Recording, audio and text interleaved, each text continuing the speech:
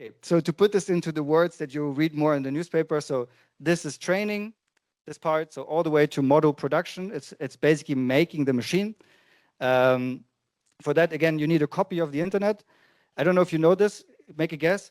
How much do you think of the whole world's internet traffic is just Google updating its search, like updating its index so that you can have up-to-date search results? How much of the global traffic of this planet is just Google? Make a guess. 10%, 5%, 3%. Who said 20? Very good. Right answer. 20% of the world's traffic.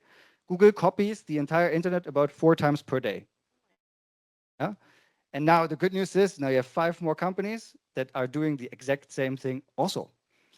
So global traffic is going through the roof. Wikipedia crashed a few times when every time they launched a new generation of model, because they, of course, don't just need a copy once, they need a fresh copy. Yeah? Ideally as fast as possible. So you're making a copy of the internet all the time. To store a copy of the internet, that alone is a data center in itself because the internet is huge. And then you need, of course, a lot of GPUs and training. Again, can think of it just as the equivalent of 1 or 2 nuclear power plants to make one model. And that scales. There is a paper called the scaling laws. So you will hear that if you talk to AI people, they're all like, yeah, scaling laws, scaling laws. Basically says that the capability of this thing scales linear to the energy you put in, which is a nightmare because it means like every time we want to make a step forward in the capability of the models, we have to basically double the energy we put in. Which is, it's insane. I mean, I'm sure you read some of the numbers, but like, yeah, I can tell you it's insane. Just trust me, it's insane numbers. This part is the part that nobody talks about. That's the human labor element, and maybe there's a human rights dimension there. But so far, very few people understand this.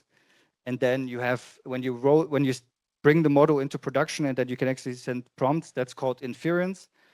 And there is another part of the scaling laws that's very important. So first of all, for a lot of people, it matters how fast the thing responds.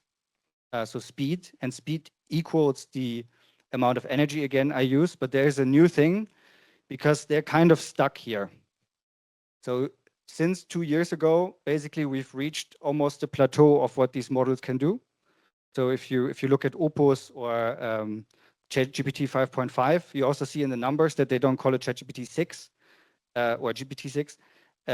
They're kind of slowing down progress because they're kind of stuck here. So there's a nice trick.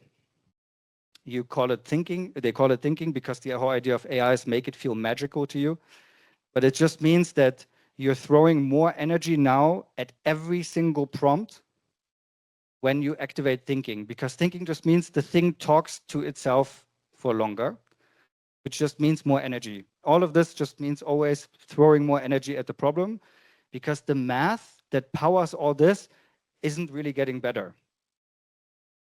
So when the math is basically plateaued, it's the same with lithium-ion batteries. They don't get better. You just throw more energy at it.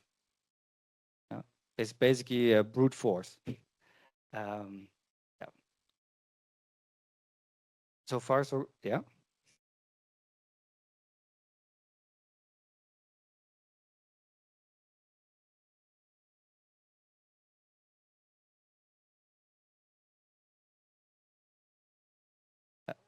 Say it again.